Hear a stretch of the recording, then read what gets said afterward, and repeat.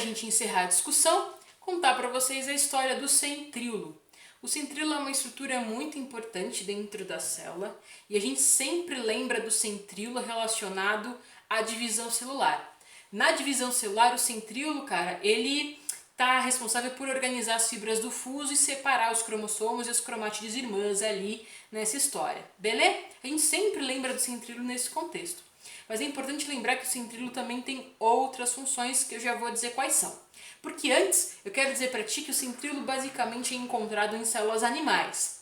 Mas também é encontrado, cara, nas briófitas e nas pteridófitas, o que a gente chama, de um jeito ruim que eu não gosto, das plantas inferiores. Por quê? Porque o centríolo está relacionado com a formação de cílios e flagelos. O centríolo forma essas estruturas, ajuda na confecção dessas estruturas. E você bem te lembra, né, meu consagrado, que as pteridófitas e as briófitas têm um gameta que é natante, que é o anterozoide, que ele vai batendo flagelinhos para encontrar a oosfera, beleza? E justamente essa estrutura é formada, organizada pelo centríolo. Então o centríolo está presente nas células animais e também nas briófitas e pteridófitas. Às vezes pode aparecer uma questão de prova, inclusive isso é bem possível e bem comum de falar que o centríolo só existe em célula animal ou nenhum grupo de planta tem centríolo. É mentira, tá errado, tá equivocada essa colocação. O centríolo existe nas células animais e também nas briófitas e nas pteridófitas. Formar centríolos e formar flagelos é bem importante, né? Então, essa função do centríolo vale a pena a gente ter nítido.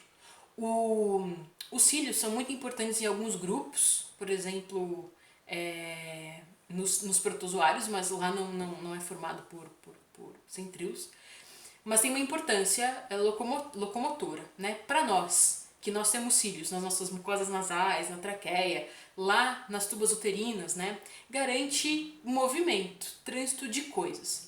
Nas nossas mucosas, serve para proteger e garantir que, porventura, uma sujeira, uma poeira, um micro-organismo seja jogado para fora, tá bom? Lá nas nossas tubas uterinas, garante que o ovócito ele caminhe lá do ovário para o interior do útero para eventualmente encontrar um espermatozoide e acontecer a fecundação, certo? Falar em flagelo é lembrar de gameta masculino, é lembrar de espermatozoide. O espermatozoide tem que nadar, tem que ter um trajeto comprido dentro do canal vaginal para encontrar o ovócito eventualmente e a fecundação acontecer. Beleza?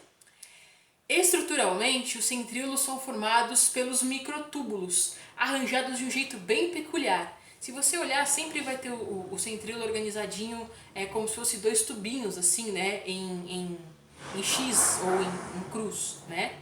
Esses tubinhos que estão ali representados, se a gente olhar eles de cima, a gente vai ver que eles são formados por microtúbulos arranjados em 9 trincas, certo? Então a gente tem 9 trincas, ou seja, trios que aparecem 9 vezes no arranjo circular, certo? Isso forma um centríolo.